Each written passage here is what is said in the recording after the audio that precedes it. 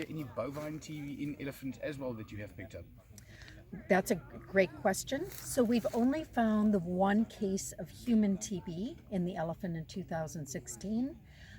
Whenever we have the opportunity, if an elephant dies for any other reason, we also do a post-mortem examination.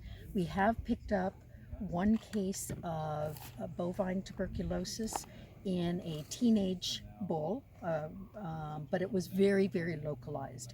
So unless you worked really hard to find it, it wasn't causing a problem for him. But that way at least we know that it is present and it is possible to become infected. Awesome. Anything else from anyone? Professor, No? this is the second time they chipped the elephant and it came up positive. This is the second time it's been down or in a procedure. Do we have any idea if it was for this, and if it was, will we be comparing results and see what's going on? A great observation. Again, what we do is we identify each individual that's been immobilized for whatever reason. If he's been tested before for tuberculosis, we'll be able to trace that microchip number to the results when we get back and actually see if there's been a change since the last time he was immobilized. Can you tell us the rate of immobilizations? How many elephants a month sort of thing are you doing? So most of our captures are done during a capture season from fall to spring because of temperature concerns for the animals. So we're hoping to do roughly 25 animals a year, depending on availability of the helicopter, to reach that goal of 50 animals. And like I said, we've done about 35 so far, so we're right on track and we can get a preliminary idea if TB is a problem in the population. And again, what I would say is that to be aware, there's infection and then there's disease. So our elephant that died with the human TB had disease. The elephant that we found with the bovine TB did not have disease per se. So just like in humans and other species, animals can, if they have otherwise good health, the possibility of maybe containing or even clearing the infection. So the impact of the disease is still something we are a long way away from understanding, but the first step is just seeing if it's present. Do you have a time frame? Are you saying we're going to look at it for another 5 years, another 10 years? Well, right now this particular project is running for 3 years, and of course then it will depend on what our results are, how we interpret it. If we feel that it is a risk, then we'll continue to investigate and maybe expand into trying to understand impact and how the animals are actually becoming infected. Thank you very much. Post-mortem examination, we found that it had very extensive disease.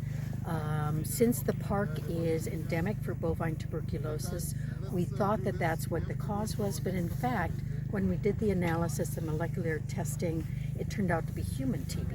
And because of that, that was a very unique finding in a free-ranging elephant, the first time in Africa that that's been found, although it has been found in Asian elephants and in elephants in zoos. So our concern is whether this was just a very rare occurrence or whether it's something that's really a problem that we haven't identified before. Can you tell us how many elephants you've tested since you started the research, and how long before you actually expect to see this disease spread? So far with this particular research program where we're doing the lavage samples, we've done about 35 animals. We're hoping to do about 50 for this preliminary part of the research.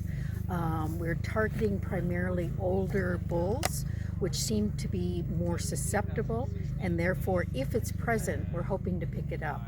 The research doesn't happen overnight, so we're continuing to work constantly with developing new tests that may be more sensitive.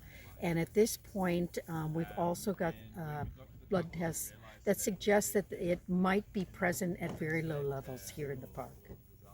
So going forward, so far you don't have any other cases. Does that give you hope for the future, or does that just tell you it's a very long-term process?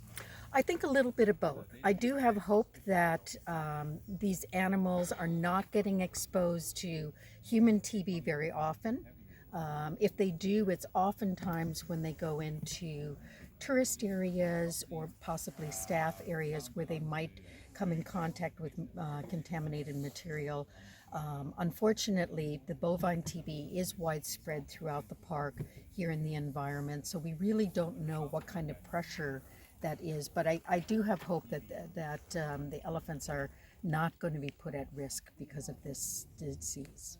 And your message to the tourists who hear the word TB and maybe a bit afraid? The thing is that although TB can be quite infectious between humans, the contact with the animals is extremely limited. And out here in the open with wide spaces, open air, sunlight, drying, the bacteria can persist for a certain amount of time, but it usually, nature's very good at kind of cleaning itself up. Just the last question from me. You've come from Disney World or Disney Animal Kingdom. Can you tell us a little bit about your background and how you've brought it to Africa?